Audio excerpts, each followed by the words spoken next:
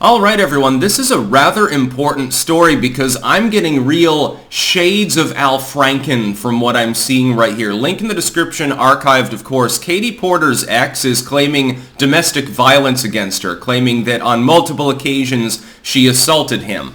Which I believe. There are certain politicians who are understood generally to be violent individuals. Katieporter has faced calls from within her own staff that she throws the tantrums, basically. She can become an aggressive individual under the right circumstances. This harkens also to certain others. Hillary Clinton is rumored by some to occasionally throw a plate at people's heads.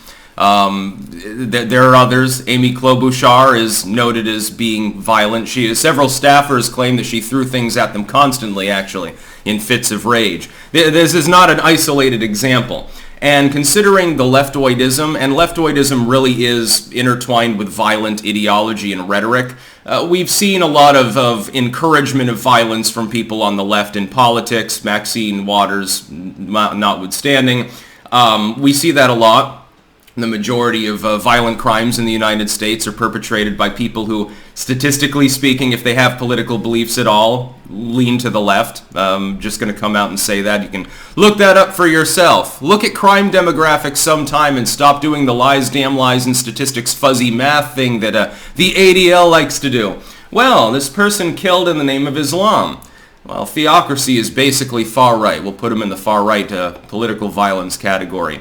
Yeah, there's no skewing of the numbers there. Wink, wink, nudge, nudge, etc. Katieporter's ex claims that she dumped hot, steaming potatoes in his lap on one occasion. On another occasion, threw a bottle at him, and he got splintered with glass by that and would berate him, etc., etc. I believe him. I believe him. And I'll tell you why. Because Katieporter and her campaign just tried to gaslight him exactly how Al Franken did, the main accuser, with the famous groping picture, the only real reason why he was forced to stand down out of politics. He's trying to creep his way back in like a parasite. Al Franken just won't fucking go away. There are still Dems, despite him being Me Too'd by over a dozen individuals that want him to run for the presidency. Well, Bubba Bill got in there. Everyone knew about the claims against him, so I guess the Democratic Party really doesn't fucking care at this point. You might as well nominate Al Franken. Hell, be better than Kamala Harris. She's notoriously difficult to work with, too, if you listen to everybody a fucking around her that's not part of her core team. Apparently, she sees herself as like a miniaturized president. She has her Praetorian Guard, and they constantly nitpick and fight with Biden's people and Blinken's people and everyone around them. It's like a contagion of aggression and constant stupidity, constant ego tripping.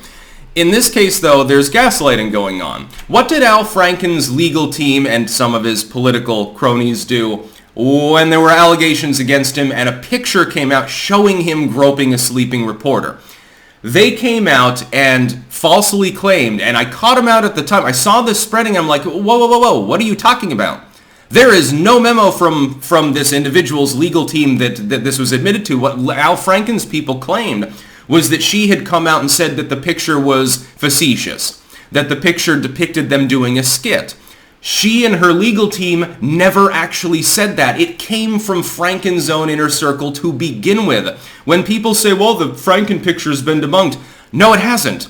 You're listening to outright lies, defamatory lies that probably should have been legally actionable from his people, from paid shills working for Franken or working with Franken. Those are the people that put that tail out. Her legal team came and said, no, he admitted nothing of the sort. We're seeing the same thing here. And that indicates guilt in my mind. Katieporter is a cutthroat. She's a progressive. She's running for Feinstein's old seat. Feinstein might not even fucking make it to the end of her Senate term. It's looking bad for her. She's completely fucking disheveled at this point. Has shingles. She's missing virtually all the votes. She's trying to get stood down off of the Senate judiciary. The problem being, of course, they don't have the filibuster-proof votes in order to actually appoint someone else, so she might be screwed and be there, and the Republicans effectively, with a minority in the Senate, have locked it down so that Senate judiciary can't do anything, which is good. Any obstruction of the Biden administration at this point is completely justified. It doesn't matter what form it takes. I don't care what the Republicans or even some expat Dems do. Like if Joe Manchin shows up and says, fuck you, I think that's a good thing. Let Joey do absolutely nothing for the next couple of years. Lock him down completely. Nothing that he's proposing is a good idea, so basically shoo him out the door. Shove him into the dustbin of history as stupid core fans can applaud him for all of his great accomplishments, like the inflation that's still supposedly falling, even though that indicates that it's linear, but we'll get past that. I believe it because they're gaslighting now and claiming that her ex's legal team acknowledged that the claims were false, that he recanted. But he didn't recant, and he's come out and gone public and stated that he hasn't recanted. What happened is that the original claims, having been brought forward some time ago, resurfaced because she's running for this extremely important Senate position, which she probably will win anyway. It doesn't matter if she gets found guilty of dumping steaming mashed potatoes in her ex's lap. It wouldn't matter anyway because the progressives in California will still vote for her. We can clearly see that in the leftoid land of California, there is no real, there's no standard that's applied to politicians as long as they have the right letter after her name. And Katieporter's further left than Dianne Feinstein and hates the filibuster, so although when she gets in, she might change her tune. I expect her to win regardless. I expect her to cruise into that position. I'd be very surprised if the Republicans or a different Democrat manages to grab it. It'd be the latter because of the jungle primary system anyway. GOP is not going to have a California Senate seat unless all hell freezes over. Could happen, but it's just not that likely. We would need a major groundswell like, hey, the Russians are nuking us.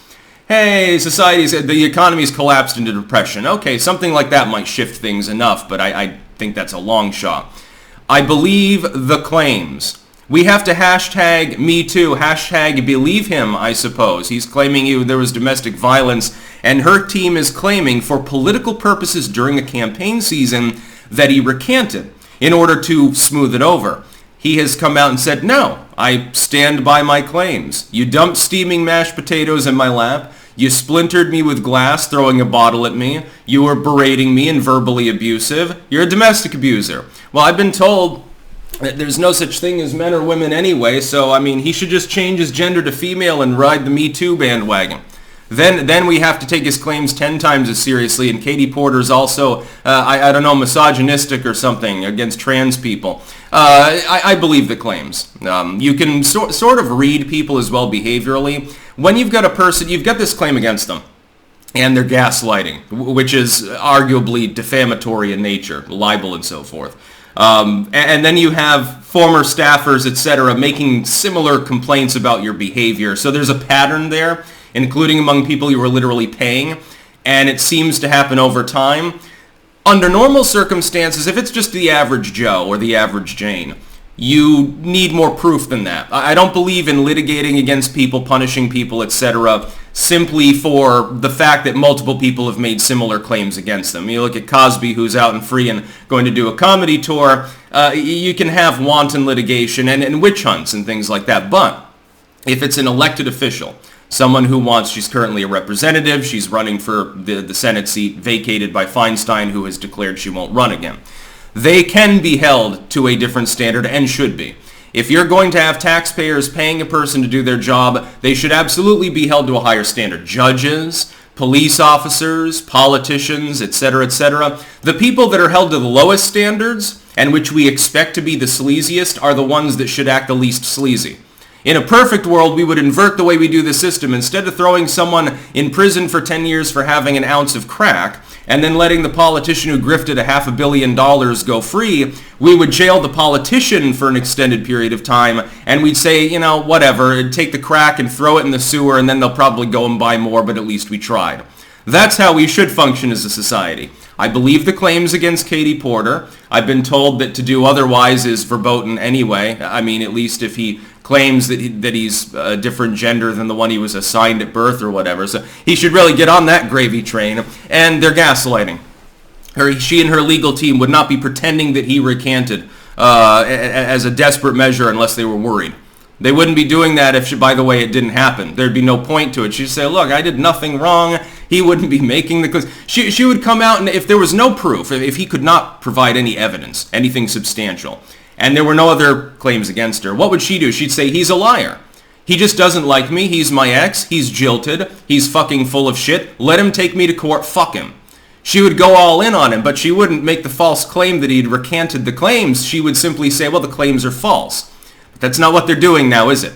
And so I expect that she'll be another domestic abuser in the U.S. Senate as of 24. That's about all. Peace out.